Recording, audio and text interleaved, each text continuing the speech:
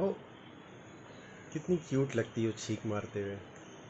समाज अगर तुम्हें बोलेगा कि तुम्हें कोरोना है तो उनकी बात मत मानना। तुम्हें सिर्फ नॉर्मल सर्दी खांसी है। समाज बहुत बुरा है। बाकी कितनी प्यारी लगती हो छींकते हुए। ये लो रुमाल।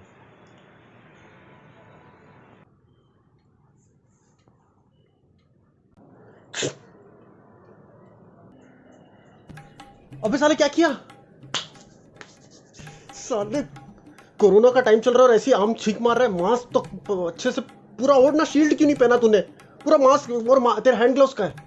पूरा इतने कोरोना के टाइम पे छींक मार रहा है तुझे।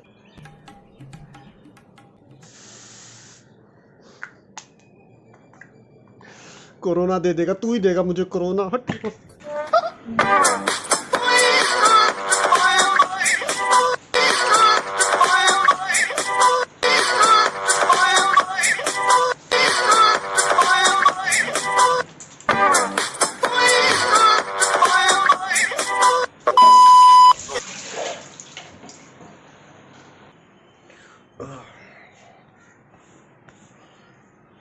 साला पूरा नहाना पड़ा तेरी वजह से।